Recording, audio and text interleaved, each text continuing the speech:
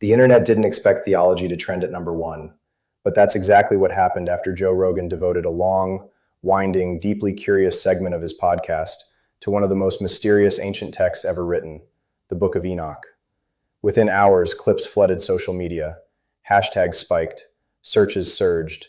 People who had never heard of the text were suddenly looking it up at 2 a.m.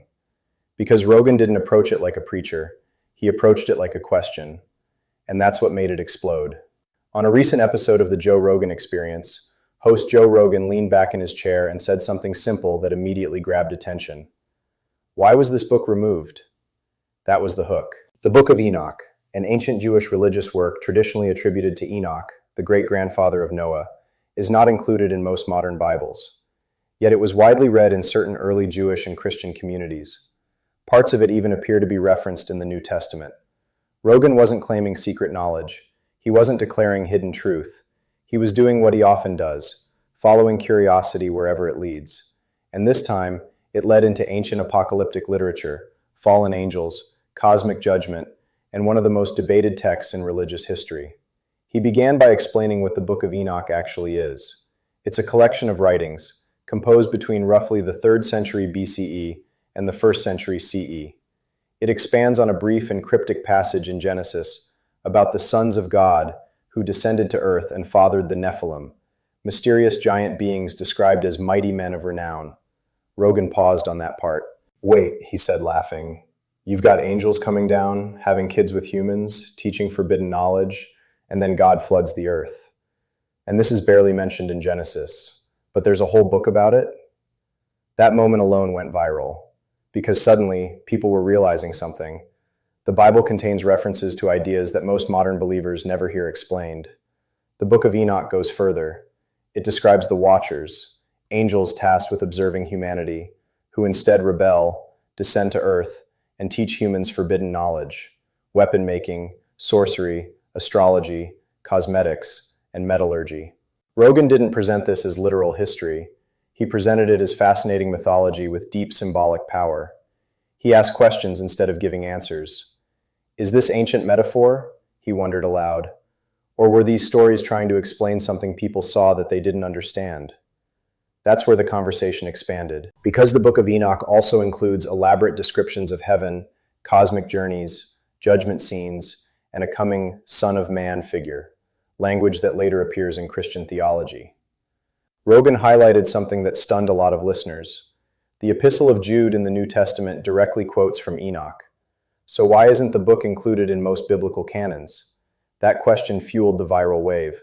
The answer, as scholars explain, is more historical than conspiratorial. The Book of Enoch was preserved primarily in Ethiopian Christianity, where it remains canonical to this day.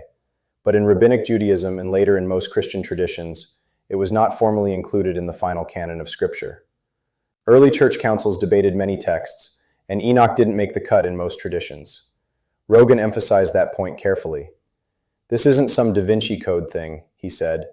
It's more about how religious traditions evolved. But the fact that it was debated at all, that ancient leaders had to decide which texts counted as sacred and which didn't, fascinated people. Because it reveals something deeply human about religious history. It developed over time. The viral clips grew even larger when Rogan shifted into the revelation angle, not in the sense of a new prophecy, but in the sense of personal realization. He described reading parts of the text and feeling surprised by how vivid and imaginative it is. It reads like ancient science fiction, he said. You've got cosmic travel, heavenly architecture, fallen beings, giant offspring. It's wild. That line spread across TikTok in hours. But the conversation didn't stay at spectacle. Rogan explored why apocalyptic literature like Enoch resonates so powerfully in uncertain times. Ancient communities facing oppression or instability often wrote in symbolic, cosmic language. Stories of divine justice and fallen powers served as reassurance that corruption and chaos would not have the final word. He asked whether modern fascination with apocalyptic themes reflects similar anxieties today. Are we drawn to these stories because they mirror our own uncertainty? The discussion then turned philosophical. If knowledge can be dangerous, as the Watcher's teaching forbidden knowledge suggests, what does that mean in an age of artificial intelligence and rapid technological change? That question surprised listeners. Suddenly, a 2,000-year-old text felt strangely relevant. Rogan speculated, not as doctrine but as thought experiment, about whether myths of fallen beings bringing advanced knowledge could symbolically represent moments of civilizational leap. He was careful not to claim aliens, not to claim hidden history, just curiosity. And that balance is why the episode resonated. He wasn't telling people what to believe, he was inviting them to think. Another moment that gained traction came when Rogan read part of Enoch's description of the heavens. Multiple layers, luminous structures, judgment thrones, and compared it to modern near-death experience accounts. Not as proof, as pattern. Why do humans across time describe similar imagery? Why does symbolism repeat? The audience reaction online was split, and that fueled the virality even more. Some viewers were thrilled, saying it opened their eyes to neglected history. Others criticized the discussion as platforming fringe ideas. But what most agreed on was this: it was interesting. And in a digital world oversaturated with outrage, genuine curiosity stands out. Religious scholars quickly joined the conversation online, explaining that the Book of Enoch heavily influenced early Jewish mysticism and certain strands of early Christian thought. Others pointed out that apocalyptic literature was common in the Second Temple period, meaning Enoch wasn't an anomaly, but part of a broader tradition. The Ethiopian Orthodox Church's inclusion of Enoch in its canon became a trending topic. People who had never thought about variations in biblical canon were suddenly learning about how different Christian traditions developed distinct scriptural collections. That educational ripple effect was unexpected. Rogan didn't present the Book of Enoch as hidden truth. He presented it as forgotten context, and that difference mattered. He even cautioned listeners against jumping to wild conclusions. Just because something's ancient doesn't mean it's literal, he said. It can be powerful symbolically without being historical documentary. That grounding made the conversation harder to dismiss.